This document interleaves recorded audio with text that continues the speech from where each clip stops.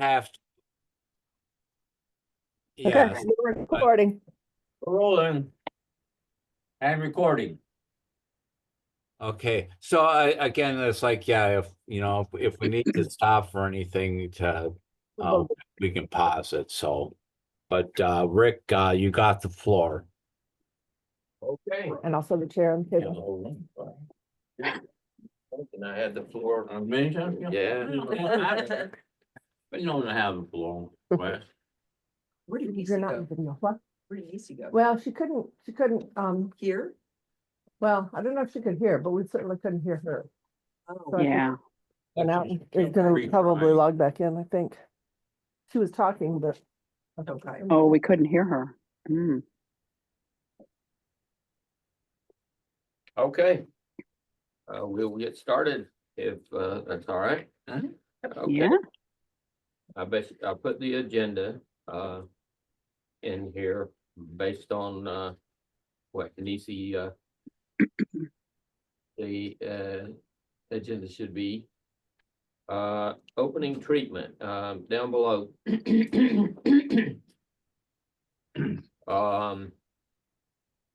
I decided. Hey, how are you? Hey, Barb. Hi, Ryan. Oh, Hi. hey. Hey. You're I- on camera, you need to sit over there. If you want to sit here to be on Sit camera. There. Camera's Here. All right. Or up here on the table if you want. Woodwork too. There's one of I the have no handouts. idea what the agenda is. I did not look, so I apologize for that. We're Okay. talking about you, Barbara. Well, Yep, as part of the season of peace, EC asked me to do a talk on acceptance. And it says at the top, I took my references to acceptance pretty much from the big book of Alcoholics Anonymous. That's our nickname for the book Alcoholics Anonymous. We call it the big book. And also from A Course in Miracles. Since I am students of both of these paths, the 12-step path and the Course in Miracles. And down below on opening treatment, I decided to use something we call the Serenity Prayer. Is everybody familiar with that? Or Can we say it? yeah, that's how we normally do it. Many groups open their meetings by with a moment of silence, followed by reciting the Serenity Prayer. So I'd like to do that now. Just a brief moment of silence.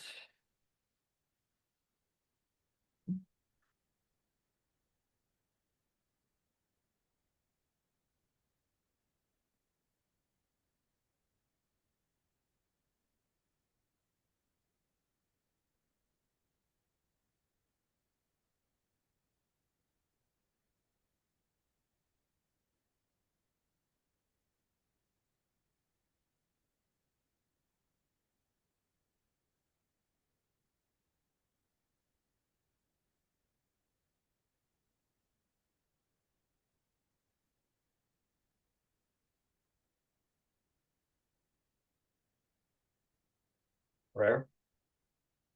God, grant me the serenity Serenity.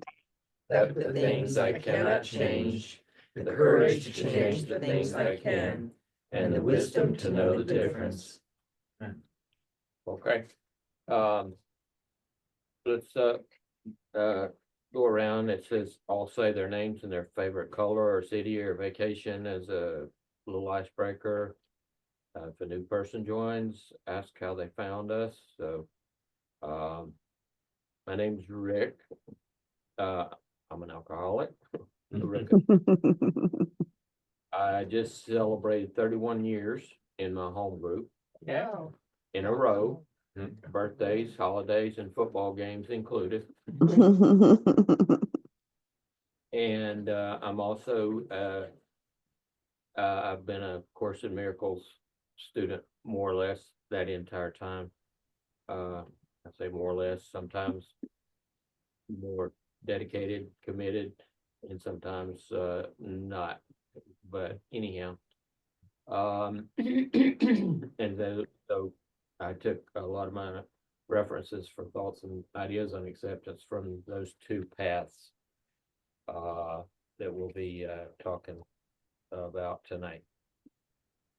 That's it for me. All right, I'm Jamie. I am also a student of the Course in Miracles. and 1404880. Sorry, that's me. I'll go mute. Sorry.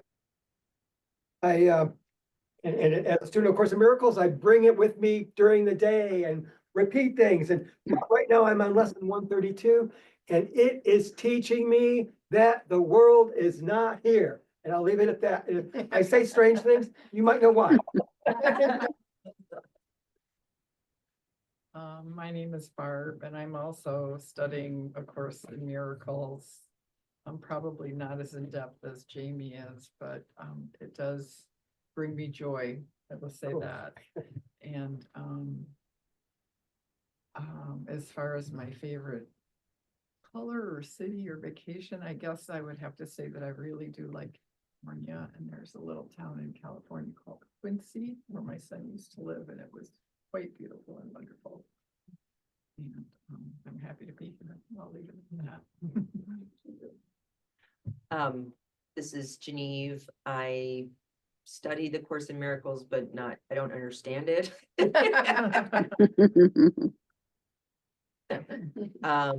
I actually just started attending Al-Anon on Rick's suggestion, and it's been extremely helpful.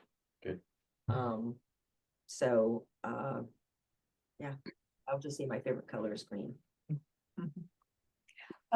Rose, and probably one of my favorite places on earth is Kate's Cove up in the Smoky Mountains. I love that place, but I also love the beach. And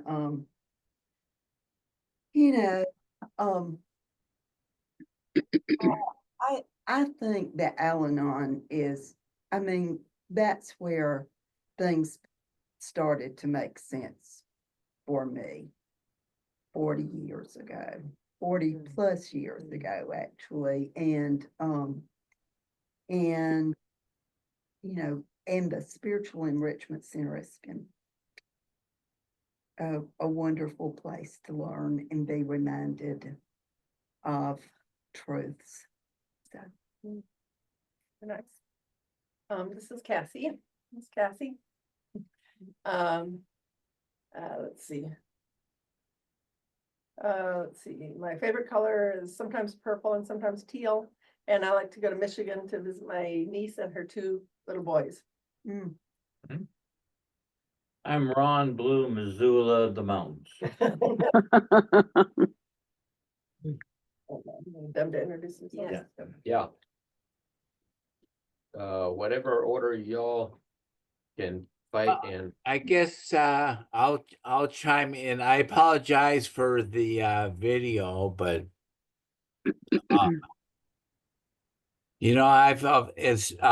I remember when I first would start with like SEC or the Spiritual Enrichment Center. It was like one of these group meetings, and I always enjoyed it back then, and I'm enjoying these like Wednesday nights now just to well, for me it helps me to kind of gain like a little more perspective into life, and it makes you think and wonder, and I appreciate the fact of that.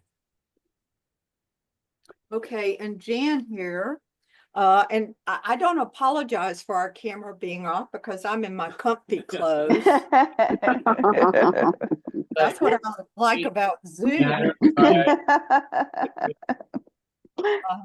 But let's see. I think y'all know me pretty well. As far as place, you can probably guess that as well. probably my favorite vacation was when Peter was working in France. And after he was finished with work, completed with his assignment, then we had a month that we could travel around France. So for us, or for me anyway, that was my favorite vacation. Paris is my favorite city, but I don't think I'd want to live there. It's pretty crowded. Well, you know, it's a big city like London or New York or Los Angeles. And I don't really go for the crowd and everything. But I guess that's about all about me. But I am so happy to have our spiritual enrichment center. I guess during trying times, it just really gives you an anchor or something to hang on to keep you from floating all away. However, sometimes I do float away, but I think it's SEC has been good for me. Let's just say that. So I'm happy with my SEC family. I love you. Well, I'm Debbie, and let's see. I guess I started studying or identifying with metaphysics in the 60s when a teacher of mine was sharing that she studied metaphysics, and we used to just share back and forth a lot of beliefs. And that was when I first found out about what was then called science of mind. And it was in the 70s when I was in college, and I kind of serendipitously found unity. And I've just been appreciating personal growth and metaphysics. And I studied humanistic psych in college. I took all the general experimental and all that stuff too that I had to take, but humanistic was more of a major for me in graduate school for emphasis on personal growth. And gosh, I do love to travel. Hilton Head, I think Hilton Head is in North Carolina. That was a favorite spot I was in a couple of times. And I want to say a favorite flavor. And that for me is kind of mystically, for some reason, vanilla. As plain as vanilla is, I am fascinated with sort of an essence of vanilla. So I guess that's it for me. Okay, and so I'll say, I found the science of mind teaching and the 7 habits of highly effective people at the same time. I spoke to that on Sunday. And what matters most is peace of mind. I'm glad we're having these peace talks. And my favorite place, I've got a lot of favorite places, but there's two now. It was only Barbados, which was near the water, but I'm kind of like Jan. I love Paris too. I got to go to Paris a few years ago and stay. I saw it for the first time and we just flew in and flew out. But I do think cities and travel help us to expand, to let us know that we're all sisters and brothers. So I like the sense of travel because we're all one, no matter how we speak about this power we're talking about. So that's me. Okay. Is that everybody? I'm so. All right,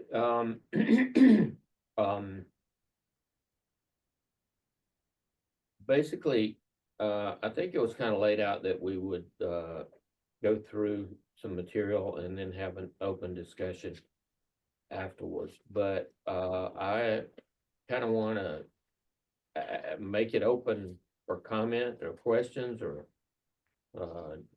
criticisms, disagreements, anything, as we go through this material, because there's quite a bit. I'm on lesson 11. I'm early in the really committed workbook for students of A Course in Miracles, And Genevieve, you mentioned you don't understand it. Early in the workbook, it says, if you understood this, you wouldn't need to be studying it. Thank you. Essentially is what it says, and it's not understanding it and admitting we don't understand it is a prerequisite for studying it, because, some of us, have, healthy egos. Well, actually, insane egos, not really healthy. One of the aids I'm using for studying it is Ken Wapnick, Dr. Ken Wapnick, who was there from the start when it came out. He said he heard one, I think a psychiatrist say, he can't wait to get through this 1 year of study. So he'll have it then, and I don't know of any serious student that it works that way for. So it does rub me the wrong way. Jesus warns me that it's going to do that. And says it don't matter. Use it. Study it. So and also another one of my favorite references is Gerald Jampolsky, who passed about 4 years ago, I think, but he was a serious student from the early days, and he has sort of developed a theoretical platform or some, if you will, called attitudinal healing, and he wrote a very popular book called Love is Letting Go of Fear. I highly recommend that book. And then he kind of distilled from the large course a bit of a not so much outright references to Jesus and God and the Holy Spirit and all. Wrote a little book called A Mini Course for Life. So that was recommended to me by the publisher. So I've started using that with my clients. It's like I say, not so spiritual, and it doesn't include lessons like my thoughts do not mean anything, and my meaningless thoughts are showing me a meaningless world, and I'm upset because I see them in ideas that are kind of radically different from the way the world sees it. Those would be a little too radical. So I get them to use this book, and I've had some that workbook called A Mini Course for Life, and I've gotten some very positive feedback on using that. So what we'll do is we'll get into some of these references. By the way, I don't make it over here on Wednesday nights very much because my home group of Alcoholics Anonymous meets on Wednesday nights, and so I kind of think it's important to stay sober. Yes, sir. So that's where you'll find me most Wednesday nights. I'm in favor. Oh, you don't know how much I'm in favor. Staying sober. It's not a pretty sight. Now in Alcoholics Anonymous, there is a little couple of paragraphs that used to be quoted very often when our last edition of the big book was the one primarily used. It was on page 449. Everybody knew page 449. And then those crazy beasts put out a new edition. Messed it up. And yeah, moved it to a different page. And we alcoholics are particularly resistant to change in some things, so that caused quite a stir. But it was commonly known as acceptance is the answer. down at the bottom of the page, the quote is, "Acceptance is the answer to all my problems today. When I am disturbed, it is because I find some person, place, thing, or situation, some fact of my life unacceptable to me, and I can find no serenity until I accept that person, place, thing, or situation as being exactly the way it is supposed to be in this moment. Nothing, absolutely nothing, happens in God's world by mistake. Until I could accept My alcoholism. my alcoholism, I could not stay sober. Unless I accept life completely on life's terms, I cannot be happy. I need to concentrate not so much on what needs to be changed in the world as on what needs to be changed in me and my attitudes." Amen. There were some pretty advanced writers of the big book, and a lot of the concepts are pretty similar to some of the concepts in the Course in Miracles. So you'll find quite a few recovering people, also students of A Course in Miracles. And my comment was, one of the main ideas to keep in mind, acceptance. Sometimes we think of acceptance as just kind of like rolling over and basically, giving up, resigning to the fact that things are the way they are. But really, acceptance doesn't mean thinking such defeatist thoughts as just that's just the way things are, or that's just the way I am. In fact, it is a starting point for becoming motivated to change, including allowing my mind to be changed by a higher power. Our 12 steps include a belief in a higher power. In fact, turning it over.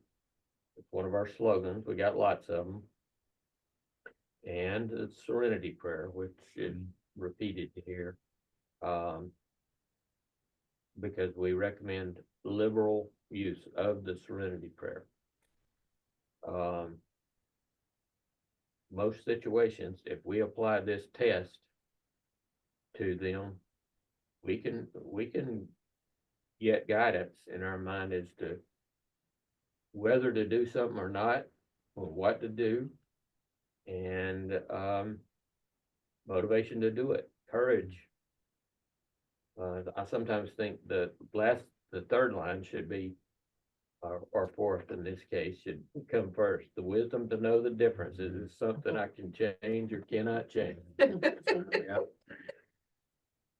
If I cannot change, God, give me some serenity to accept it.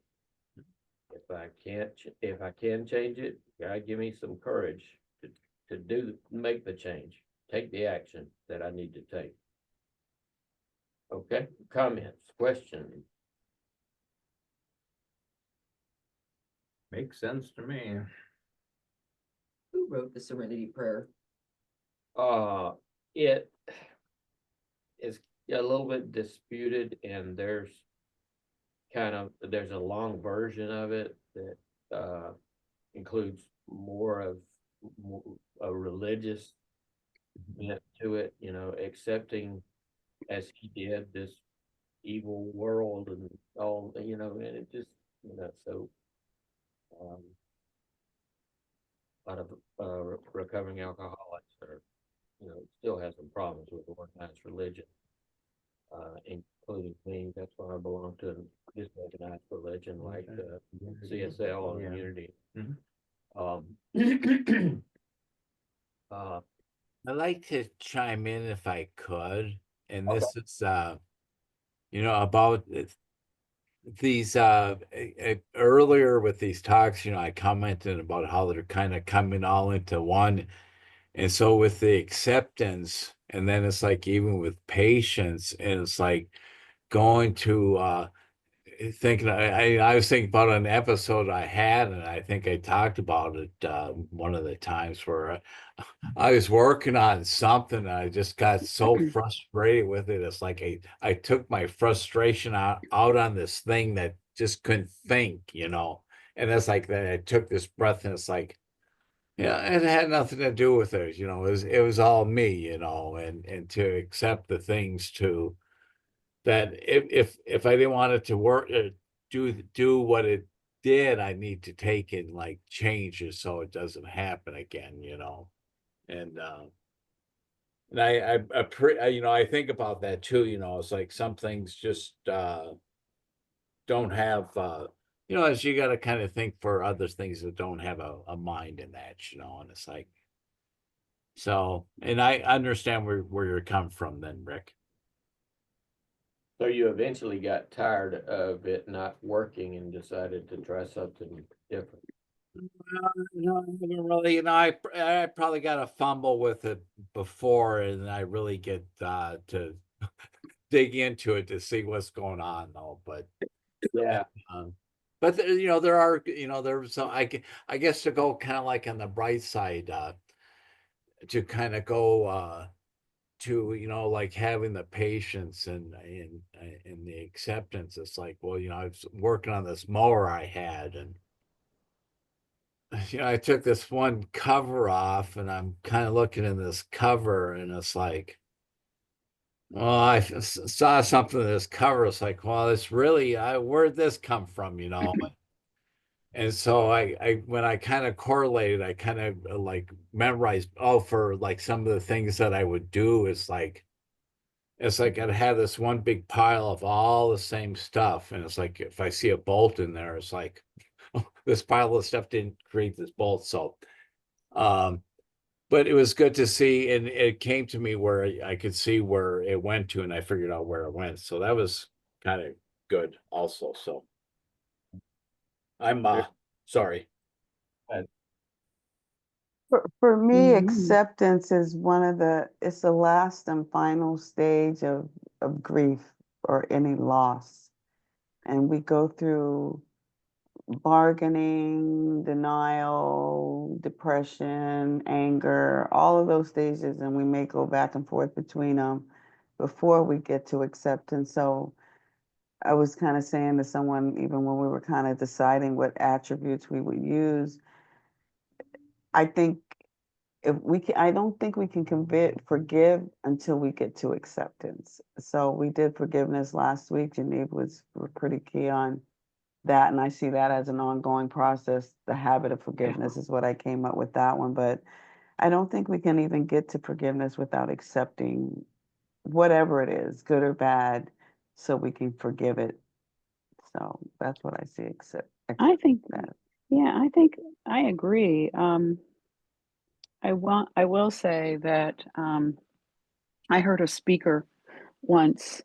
Um, he was a recovery speaker, and he had a joke where he said, God grant me to the serenity to change the things I cannot accept."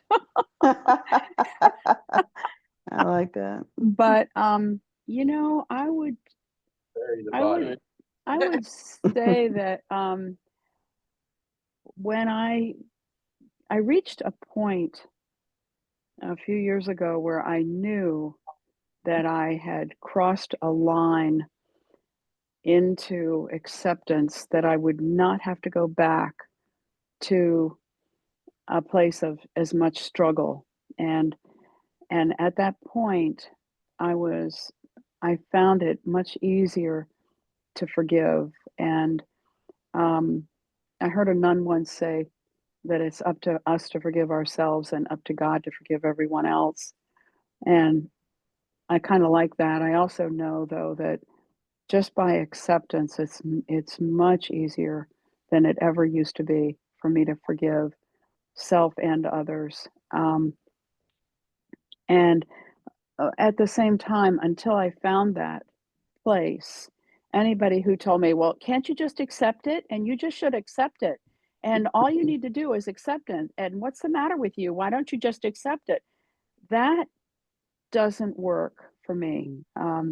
it's something that um, usually gentleness and, I also to go to that place of grace and know that source accepts me, source made me. So source source loves me. I never used to get that. I used to kind of struggle with, well, how do you know? How do I know God loves me?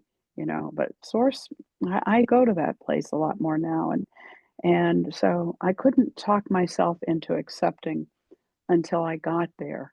And even now, throughout the days, I'll have moments I go, "Mm, okay, time to let that go. Time to let this go. Okay, and let it go doesn't mean become cold to it. It just means almost like to neutralize it and to allow the peace to take it, I guess for me is sort of how I would say it. It's gentle though. It's kind and loving. Um, so thank There's you. a quote in one of the Longmire novels where the Native American character says, most people, when there's a drought, pray for rain. The Navajo pray to live well in the drought, Mm, which I mhm. think is brilliantly spiritual, that Mhm. we accept where we are. We don't try Right. to change. We don't ask Mhm. the universe for God, for source to bring us anything other than what's already been given, because what's been given is perfect and complete and enough. And and I just like that ability to know that in this moment, which is all we ever have, we are complete, whole, and perfect. We need nothing in this moment. I'll just say something briefly. It all makes so much sense, to be able to accept life and the challenges that it brings us. But it's also very difficult to reach in certain points.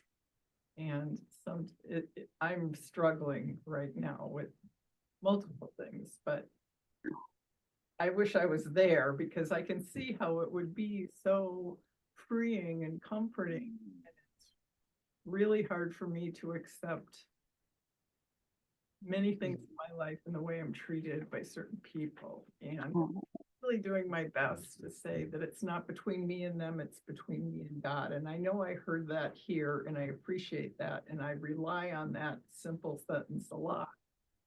But it's really difficult. mhm. I can see why it would be Oh, great. much love to you, Barbara. I'm so happy you're with us. Yeah, that's Mother Teresa's recipe for peace, Barbara. And it's I'll bring everybody a copy the next time I'm there, and it's Mm, on my website. I think that does help me with acceptance. I'm glad you mentioned that we do it anyway. We'd be happy anyway. We'd be kind anyway. mhm. We are to forgive anyway. We are to do things anyway because it's not between anyone else that we're doing it with. It's God that we're doing it with. And then I just, it helps me. I mean, that's how we got Mhm. into these peace talks and the season of nonviolence because I do have to go revisit them. Because even things I thought I've forgiven and accepted, I have to go back and do it again because I'll get Mm. riled up by it. And I'm like, why did that happen? Was that a Mm. waste of time? And why me? Or, whatever we go through. Oh. And it'll let me know. It's like, well, I had to teach you something. How would you know if I Oh. didn't teach you this way? How are you going to be kind if I don't take kindness from you? How are you going to be patient if I don't teach you how to be patient? How are you going to be happy if I don't show you what jealousy looks like? So we're not going to just walk through this life like it's a not obstacles. Mhm. Anybody that has survived this life has gone through adversity of some Oh, yeah. kind, maybe some more than others, or it feels like more than others, but you don't know what happiness is without seeing what jealousy looks like. None of So, the spiritual teachers promised us that we wouldn't have pain.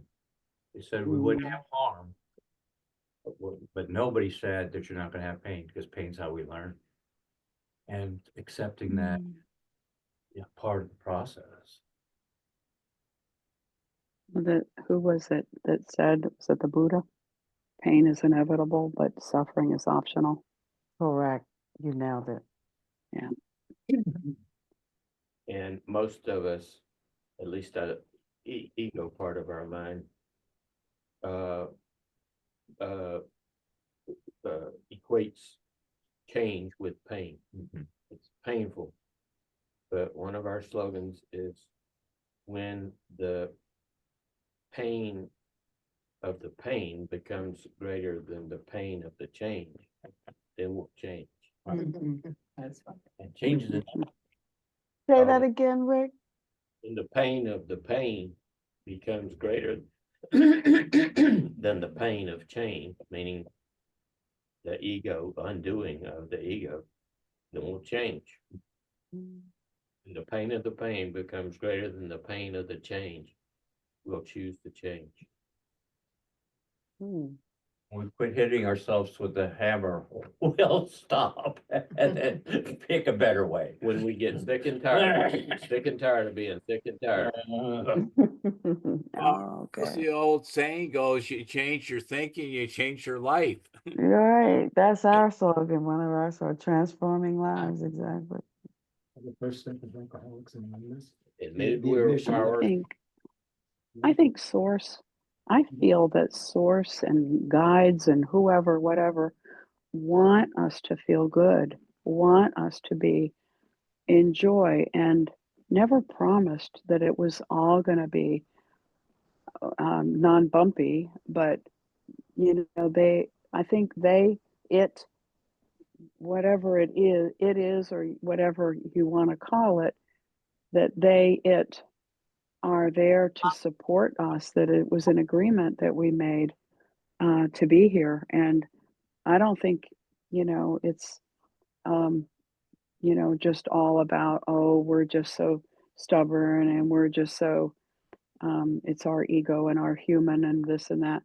I really think they intend, they are there to love and support us. They are there to, are there to help assist us through it.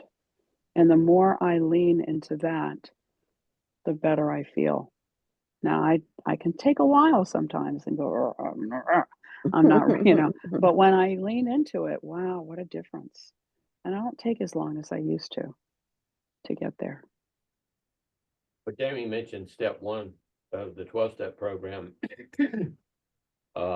I always, well, as I've grown along in years, I tie step one and step two kind of closely together, because step one says we admitted we were powerless over alcohol, that our lives had become unmanageable.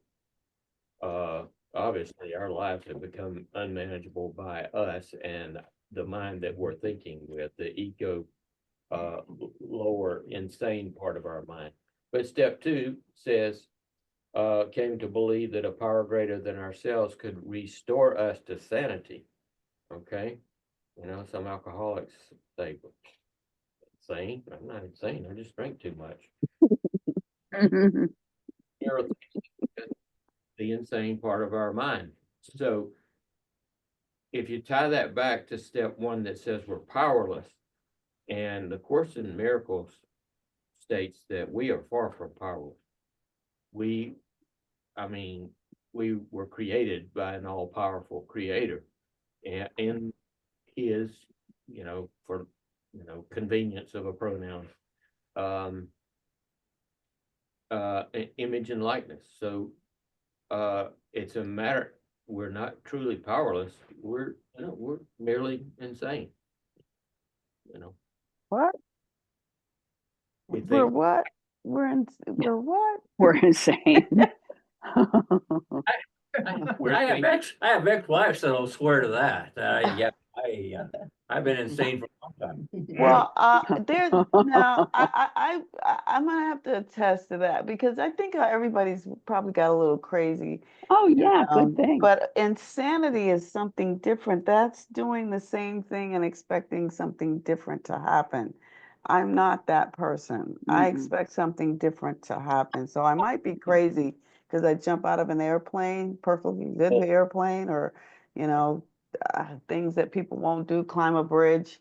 But um, I'm not going to expect something to change doing it the same way. I will do it different. That's what science is. That's Mhm, what mhm. inventing is. I'll try this, it didn't work. I'll try that, that didn't work. I'll try that, but I'm not going to try the thing that didn't work over and over again. That's what Uh, I see insanity to be. yeah, I apply that to to everything now, not just alcoholism, not just my alcoholism. I hadn't had it done it necessary to take a drink in 31 years, but I still get knotted up into thinking one way about situations, people, the world, and all, and give away my peace. No longer, I don't feel peaceful about it. If I'm not, I'm coming to be less and less tolerant of not being at peace, and, Amen. and coming to understand that if I'm not at peace, it's because I'm thinking wrongly. And if you really want to take that to the the truth, I'm thinking insanely because um I'm seeing something that's not there.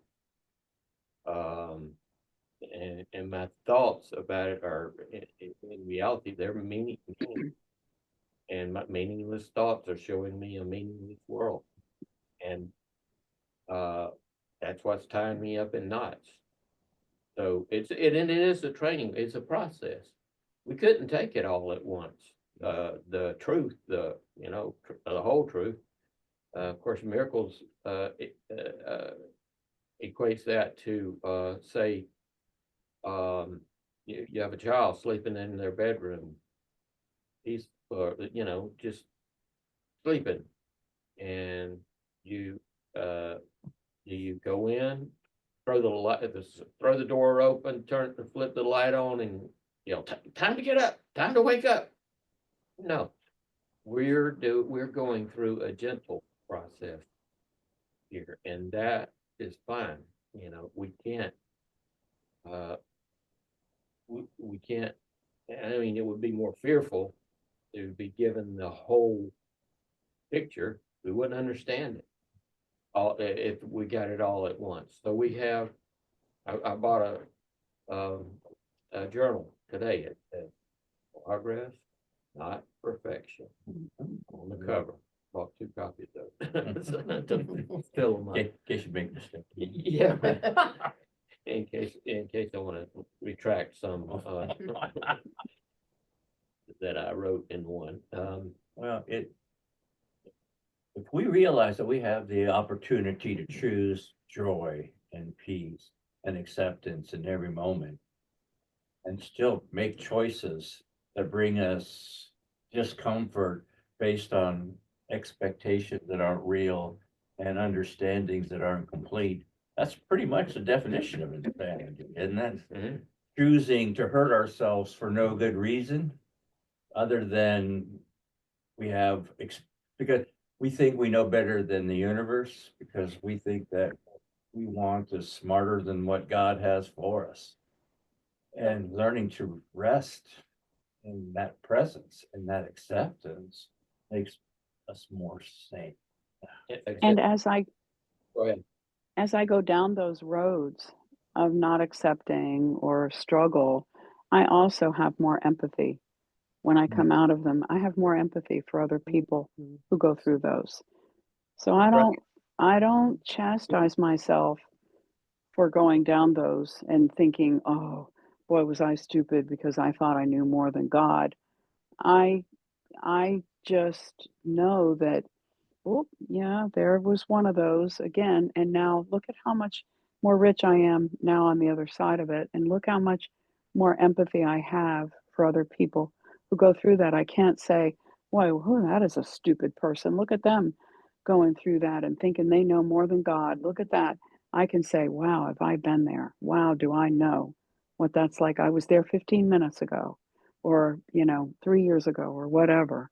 So Yeah, that's what that is for me. When you remember the harm, you relive the pain. When you remember the lesson, you relive the growth. My favorite, Great phrases, but until you do it, it don't mean Mhm. squat. You Yeah, know, we can quote all kinds of things, and people are quick to have a quip for someone that's going through something, but sometimes the patience yes, is required to not say anything because people hmm need to grieve yeah, their losses to get to hmm acceptance. Because if you try to rush it through, they're not getting what they need, and it's not going to look the same for any individual because we're all unique. So if we There's a don't book, let the uniqueness happen, then we're causing harm, and we're really in place to help people heal, not there's a book, harm them more. there's a book called I think it's called Just Listen by Dr. Mark Goulston, a psychiatrist. And he said that he was in a, he was working in a hospital and there were patients that some doctors just couldn't do anything with. And some of the patients were hostile and they were frustrated. And he went in and he didn't know. He said, I don't know how I'm going to do any different or do any better than some of these other doctors. But he went in and in some way, he let that person know that he felt what they were expressing. He felt them. He didn't just hear them and give lip service, but he felt them and he communicated in a way that he felt them. And it made so much of a difference. And he said he started to make that difference with other patients. And he said what he learned is that people need to feel felt. And that's what I think empathy does. I think empathy is when it's a kind of a way of really letting somebody know that I feel what it is they're saying or I have been there.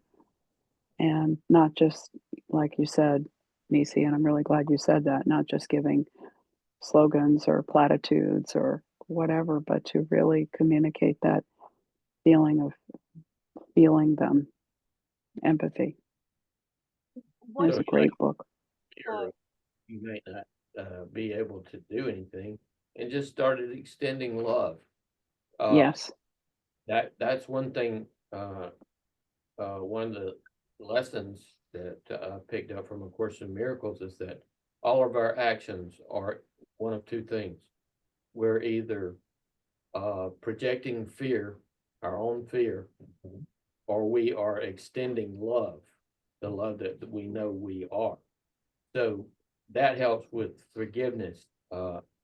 Forgiveness as defined not by the world that, you did something bad to me, but I'm gonna let you off the hook. This time, stop forgiving. It's recognizing that in reality, you did nothing to me. Yeah. To the true me. And so I have to see it differently. That means they are not feeling love. So they're projecting fear. And my function, my assignment is to not react to that illusion of being attacked, and thinking I've been attacked, but rather to extend love in that situation. Because that's all that's missing from this situation, their belief that they are missing love because there's fear there. If there's fear, That's what they can't feel love. That's one of that's the what's the awareness of love. Very hard to do in. that's what spirit brings.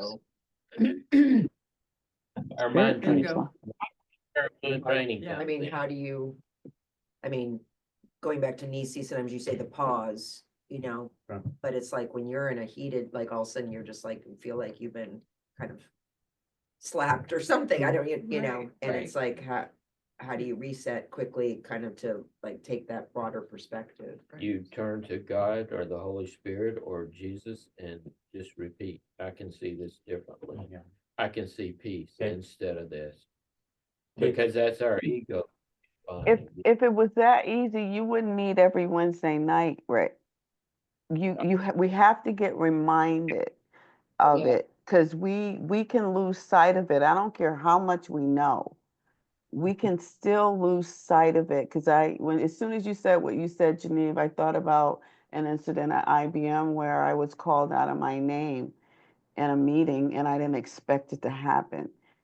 The only reason why I knew not to say anything, because of the combination of spiritual mind treatment, proactive, and then I came up with Pause for Happy Academy, because if I had reacted, I would have not had the career I had with IBM. I could have ended it myself, because I would have responded in a way that could have been appropriate for what was said, but not saying anything helped me not to ruin that situation even more.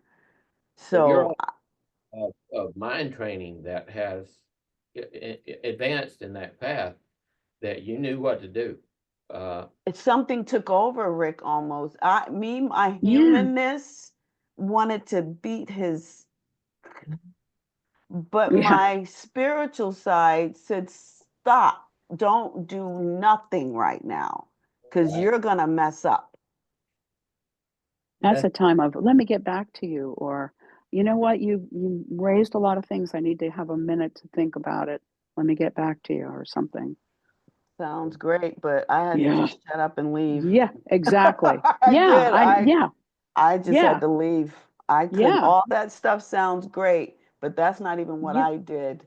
I was a Mm-mm. minister by that time. I don't think I was ordained yet, but I just had to leave that Yeah, room. I get it. Hmm. And that was perfect for the moment. Yeah, Yes.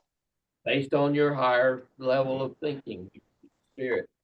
In that moment, you were perfectly in God's will. Ego probably was telling you to stand up and start cussing that. Oh my God, I still feel it in this Yeah, moment talking about it, because what yeah. I would have done would have ruined my career. Yeah. Right. But you didn't.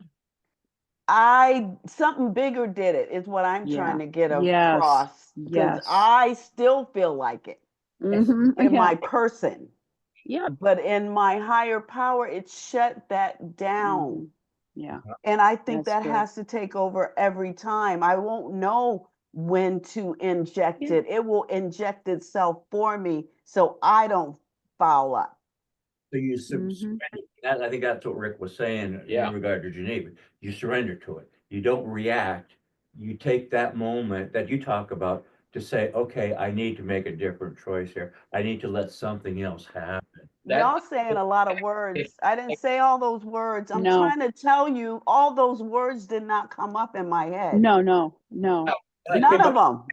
Even But the words I know and tell you, not one of them came up in my head. No. They're in Hey, your heart. hey, Nisi, I Yeah. like what you said though. Shut that down. Yeah. You know, I like that because I mean, you can just tell spirit, you can get tough with spirit. You can say, shut that down because I can't, I want to be peaceful and I don't want to think about that bad stuff. and that was your choice. The Holy Spirit, I'm going to use coarse terms, Yeah. did not take over your mind by force. That doesn't happen. It happens when we choose that But Yes. what open needs, in our mind. It's going to be either the Holy Spirit or our ego that we are going to turn to, one of those two. There is no other choice. You but turn. like Nisi said, it's not always a choice. It's not even a conscious choice. It's not even a conscious choice.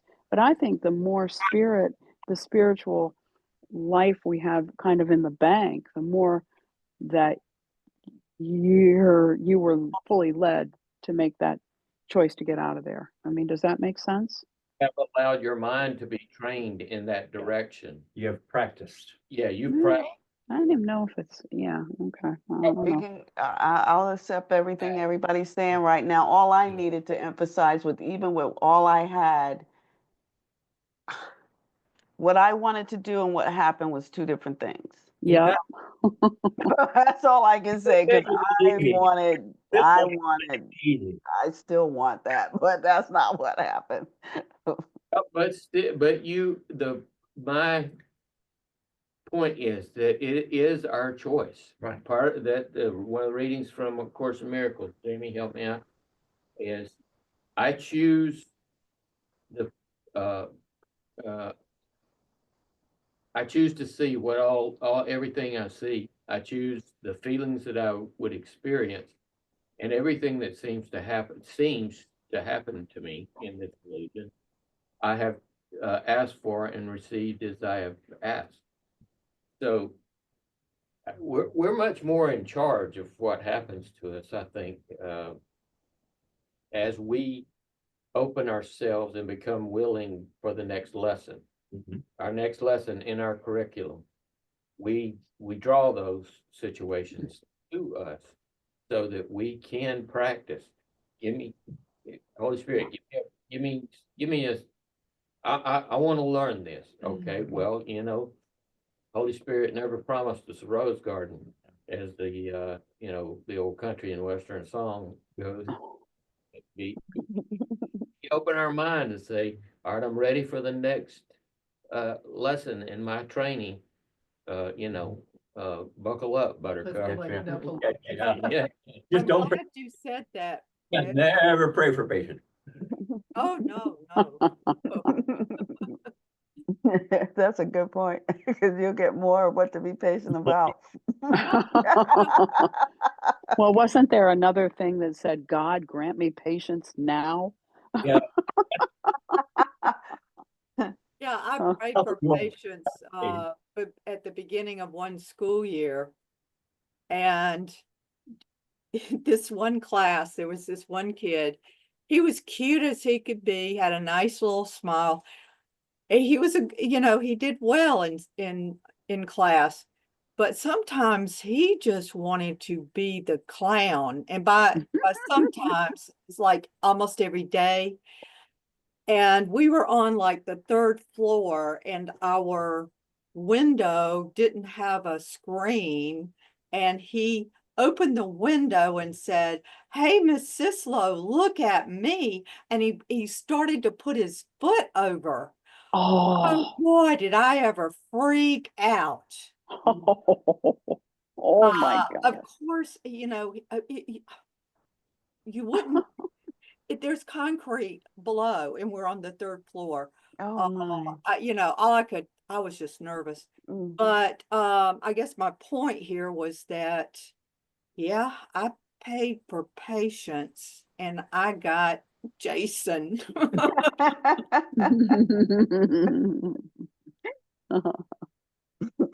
Oh, funny. Back That to is funny. this. Um,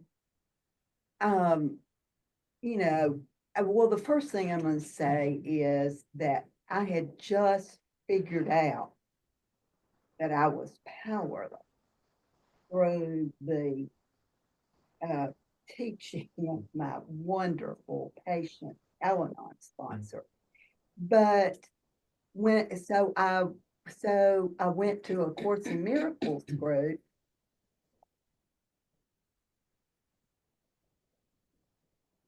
And all that talk about love, perfect love, and all that stuff, in my cognitive distortions, for me, that meant I really wasn't powerless. If I just loved good enough, got it right enough, then, I said cognitive distortions, Rick. I ain't claiming that to be the truth, but that's in our humanness, how we filter a lot of stuff, Oh, yeah. and we have to be careful. The whole There world. came a time that I could go back to the Course in Miracles, but that wasn't the time. Yeah. Mm. My non-sponsor said to me, and Jamie brought that powerlessness up. She said, if you wanted to stop the world from turning on its axis, what would you do? And I sat there and tried to figure out.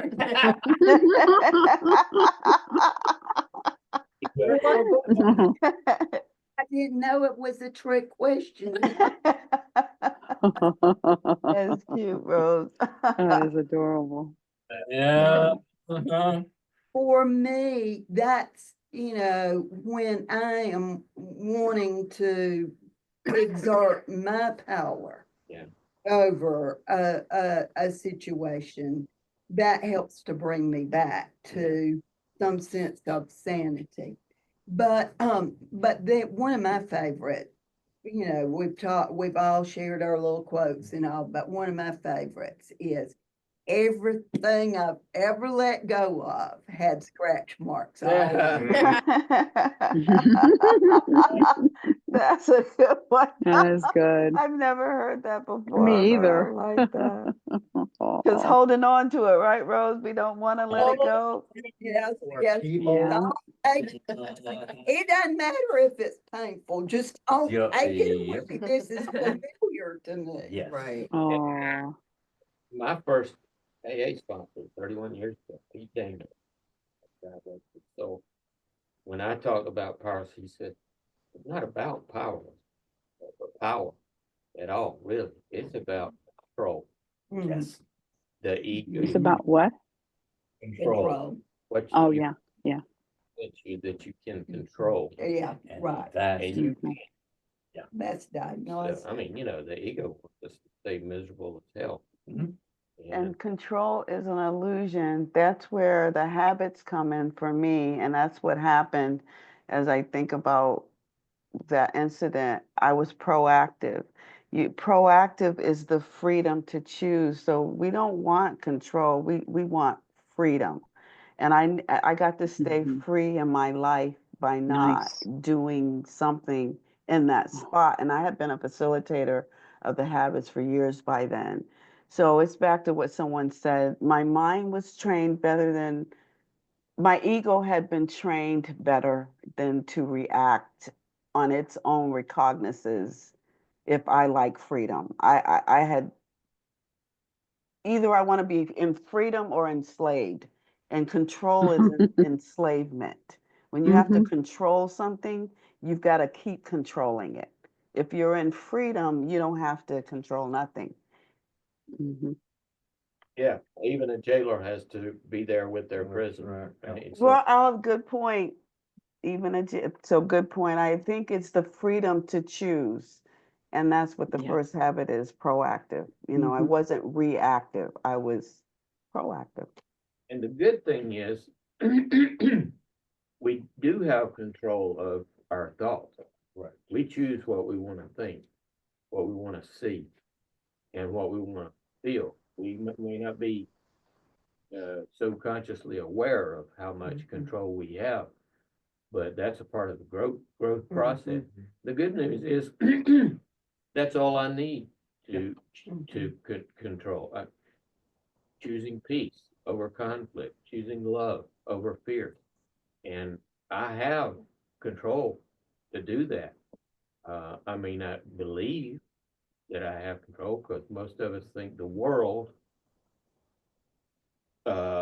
exerts influence on us and then we process it in our minds. But what I'm coming to see more and more is that in reality, I decide what I want to see out there in the world and then project it.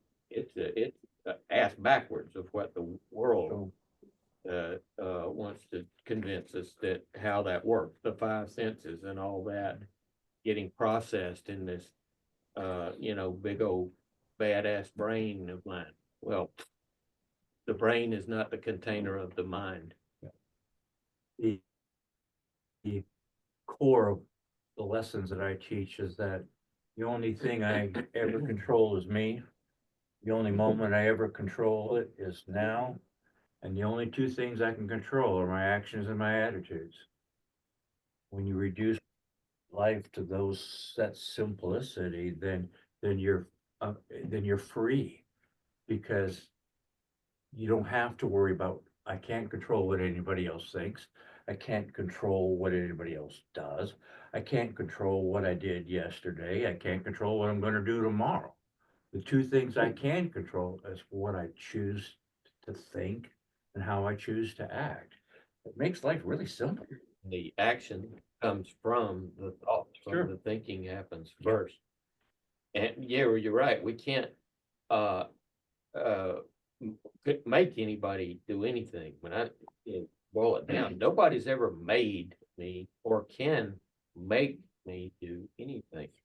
You know, even if you throw up the extreme example of what if you had a gun to your head? If my attitude was screw you, Yeah. you know, Yeah. pull the trigger. asshole. I hear those as concepts, and yet to me, it's it's relational, or it's relationship. I will say to whoever it is, whatever they are, wow, yeah, I'll recognize. Wow, I feel a little twisted right now, twisted up or in a pickle, and and I'll ask, hey, if you can help me with this, kind of in spite of me. Like, I don't know that I really want to let go of it, but if you can take it or help me with it, and and then I'll almost forget that I said that. And then a little while later, I'll go, wow, I really am feeling better. And I didn't really do anything.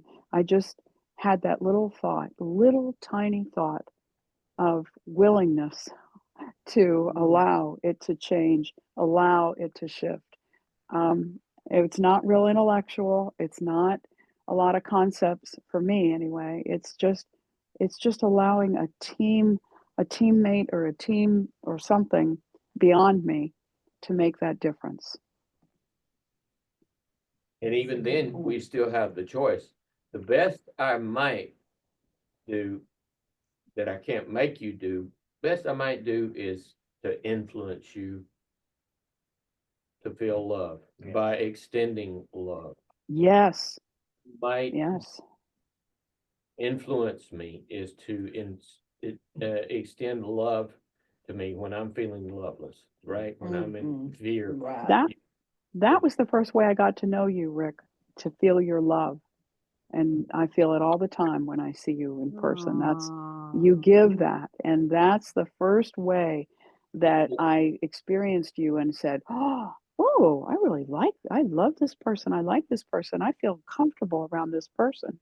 It's Everybody. that energy more than anything else that you say. It's that very gift that you give that made the difference. Well, I have picked up a couple of things from my spiritual path, and sometimes I don't feel them, and somebody else can influence me, like Jamie here. He's pretty solid, you know, and influence me. But even then, I have the choice as to whether if he extends love to me, I receive it. There's no ifs, ands, or buts about that. Giving and receiving are the same. My choice is whether to accept it. I have received it, but I may not accept it at the time. I may be so, down in the dumps, insane, under the control of my ego. The world is not real. I know.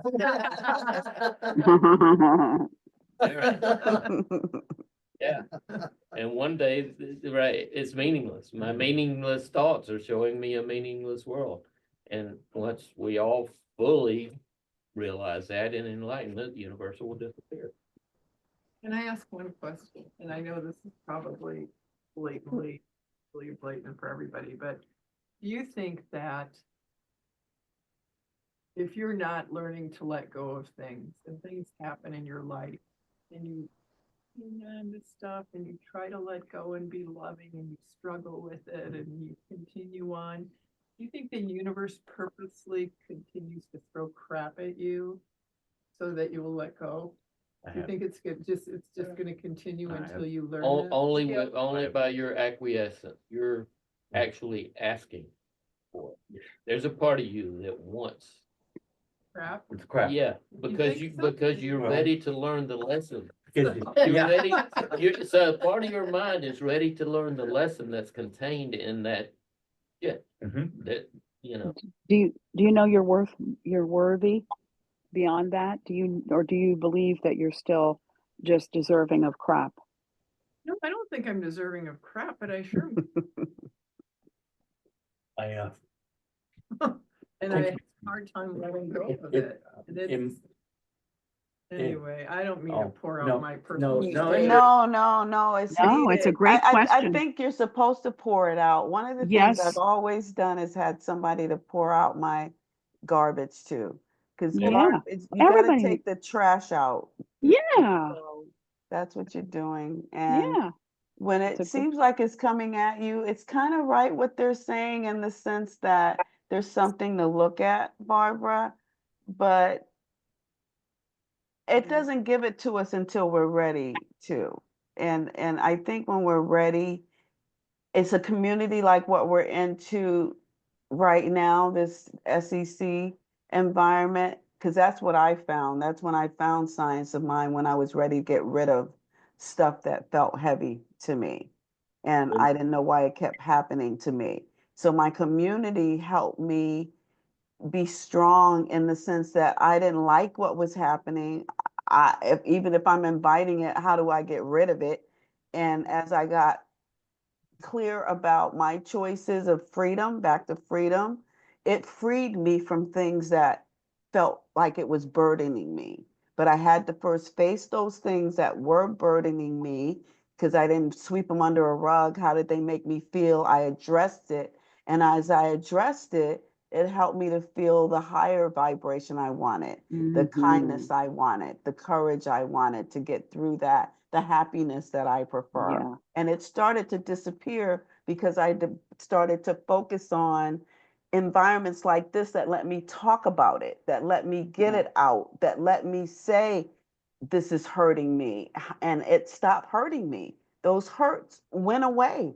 Now new hurts Yeah. came. Let me But those, interject here now, because do we want to stop this we recording do. here? We Oh, God. can, because You we know, are over. What I, usually stop in an hour, well, but this topic was pretty do we want exciting to end too. the and I'm record? late for another meeting. I'm gonna have to Okay, go, but I won't be in another meeting at this time next week. I'll just be here, and I love you okay. Well, all. we usually do it about an hour. We did go over, so But thank you for Peter. Barbara, if we want to continue this topic, we can, but I feel we should end this recording.